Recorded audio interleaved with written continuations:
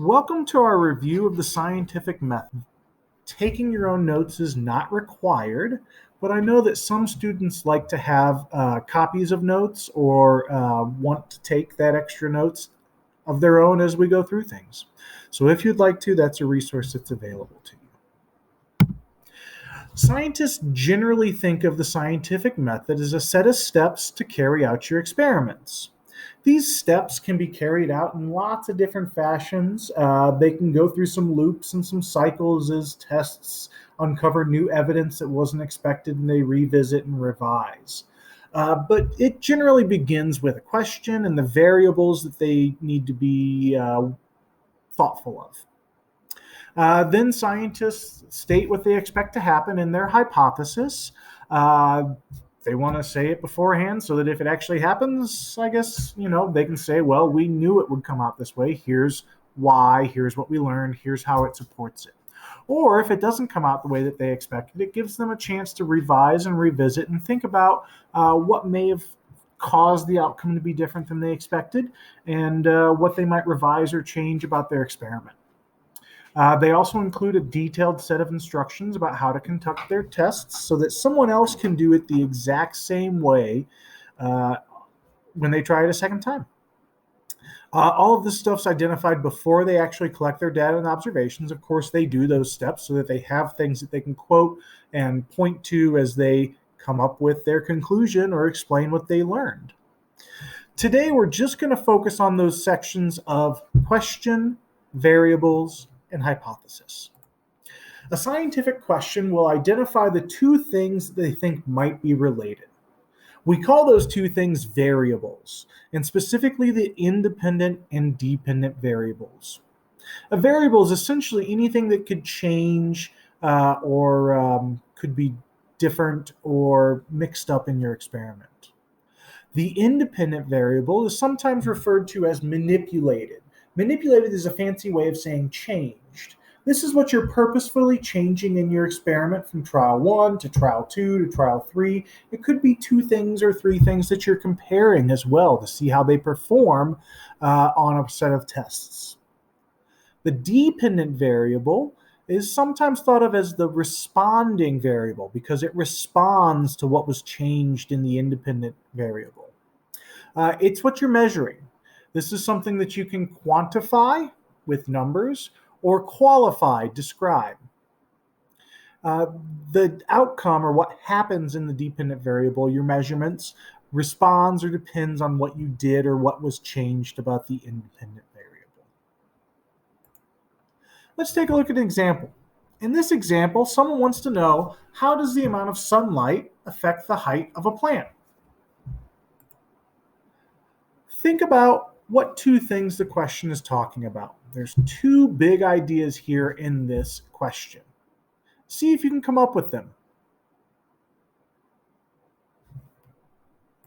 Did you come up with sunlight and the plant height? Those are 2 of the key ideas that's in the question. How does the amount of sunlight affect the height of a plant? Now, to determine which one's the independent variable and which one's the dependent variable, think about what would be changed in this experiment and what would be measured. Would you change the sunlight or would you measure the sunlight? Would you change the plant height or would you measure the plant height? The independent variable in this example is the amount of sunlight. That's what you would change or manipulate about each one of these tests. What you would measure, or what would respond to the amount of sunlight, or what would depend on the amount of sunlight, would be the plant height. Let's take a look at another example. How does the type of deodorant affect body odor? Think about what 2 things they're talking about. Think about what thing is changed and what thing would be measured.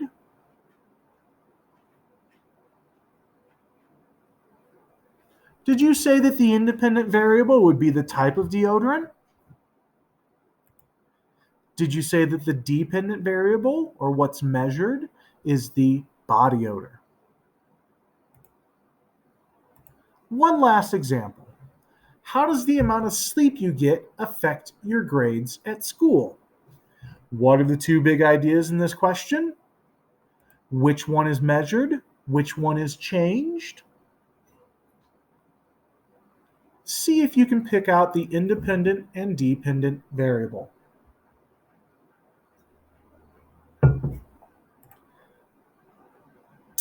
Did you come up with amount of sleep as the independent variable and your grades as the dependent variable? In this example, if they get different amounts of sleep, they would measure the grades at the end. A hypothesis is their written expectation for how things will occur in the experiment. They write down exactly what they expect to happen before they collect any data. That way they can actually say, this is what I expected, here's the evidence that it occurred, as opposed to, here's what I got as the data, this is what I thought would happen. You want to make those predictions beforehand. Your hypothesis should include the independent and the dependent variable, the outcome, or the effect you expect to see. At the end of the experiment, we go back to the hypothesis and evaluate it.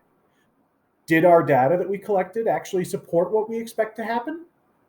Did it reject or disagree with what we predicted would happen? Or did the data really not tell us one way or the other?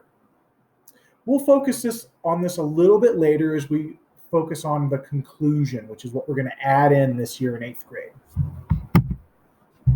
A good hypothesis states what change in the independent variable and what that will do to the dependent variable. So think about, what would you change about the independent variable? Is it increasing? Is it decreasing? Is it one of your specific things you're testing? What would that do to the dependent variable? When the independent variable goes up, what would you expect to happen in the measurements you collect? And then, of course, we also end it with a reason. Why did you expect this? What evidence or things are you saying causes this to happen?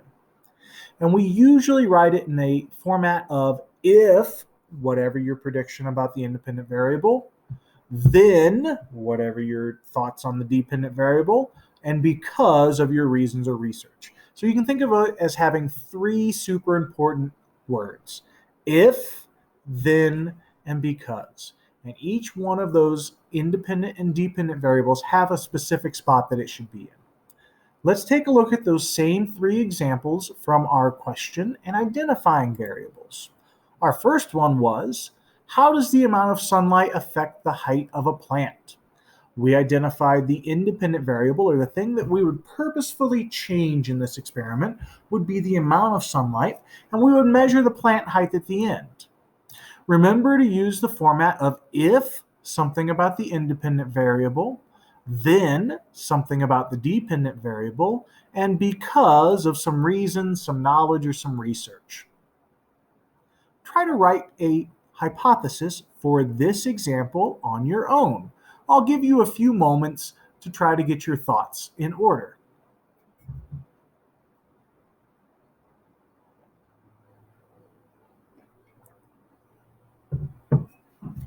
One example might look something like this.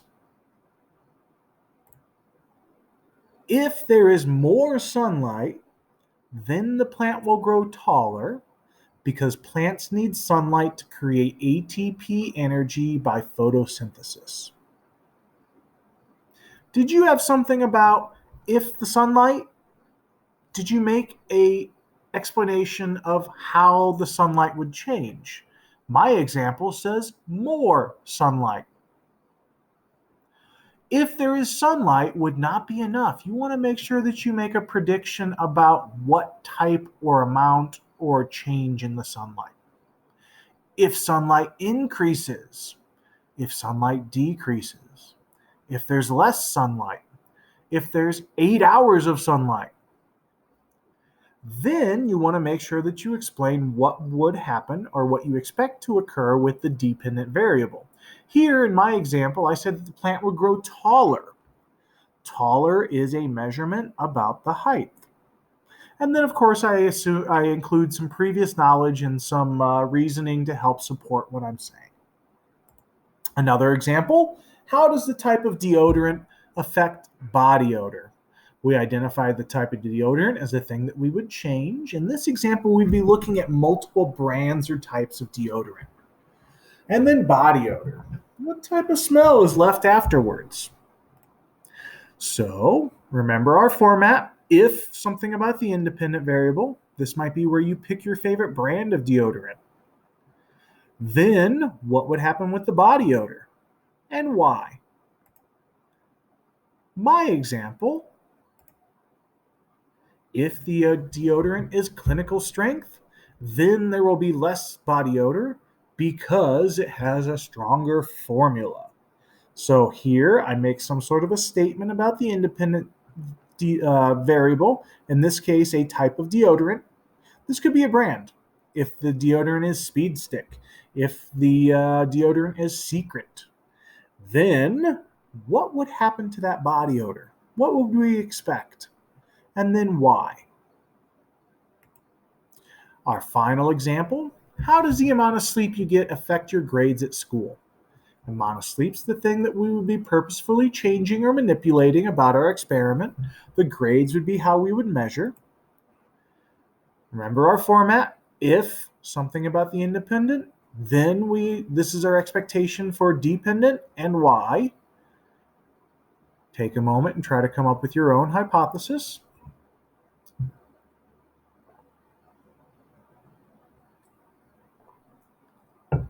It could look something like this. If someone sleeps 8 hours a night, then their grades will be better because they are able to concentrate better. There's one last thing that we need to think about as we're setting up our experiment, and that's our constant variables or controls. We want to really try to make sure that it's the independent variable is the only thing that could be changing our outcome or our measurements of the dependent variable. Scientists want to remove everything else. That way we can actually say that this thing makes something else happen or is responsible for something else happening. If there's lots of different things in the experiment that are changing, it's very difficult to say that this one particular item is what was responsible for the outcome. We call these items that we need to keep the same constant variables or controls, and we try to keep them the exact same for every single test and trial. Let's take a look at some more examples and see if you can come up with some constants. Here we're back to that first example of the amount of sunlight and the height of a plant. We thought that there would be more sunlight, and that would cause the plant to grow taller because of the energy they get through photosynthesis. What types of things might need to be kept constant or the same for each amount of sunlight that you're testing?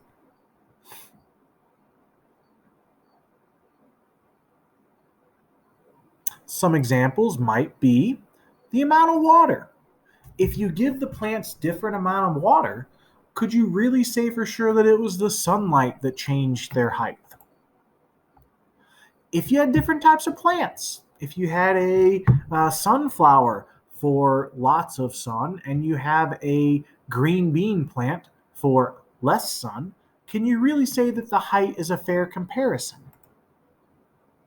The amount of soil that's in each container, or possibly the time that you allow them to grow.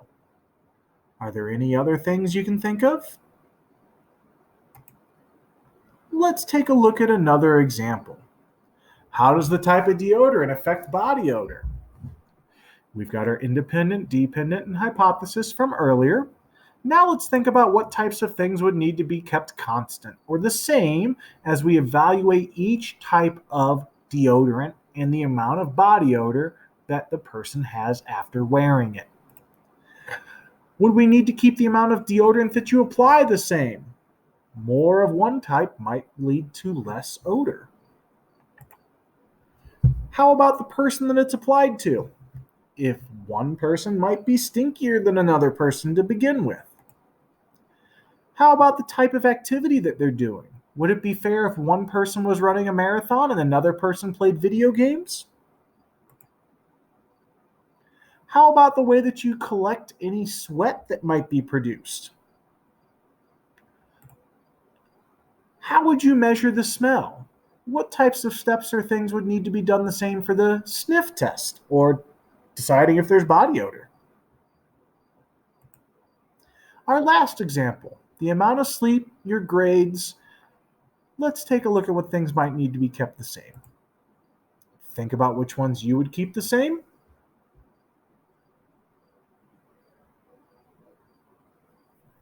Some examples might include the person that is tested. It wouldn't be fair if one student sleeps a bunch and another one does not. One student might be a better student than the other one to begin with. What about the bedtime and wake up? Would it be fair if you change the amount of sleep and what time you go to bed and what time you wake up? 8 hours of sleep might be different from 8 a.m.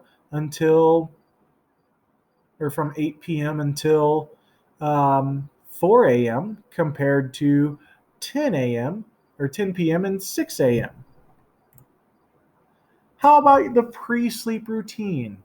Would it be fair if one person takes a long bath and then the next test they do a bunch of exercise? What about the starting grade? What about the subject that they're taking? Would it be fair to do an amount of sleep in math class and a different amount of sleep before science class? You couldn't compare the grades in those two classes because they're different classes. We'll take some time in our first live class together, either Monday for my A students or Wednesday for my B students, to go through these together, answer questions, and provide help as it might apply to your experiment proposal project. Thanks for your attention. Feel free to watch this as many times as you would like.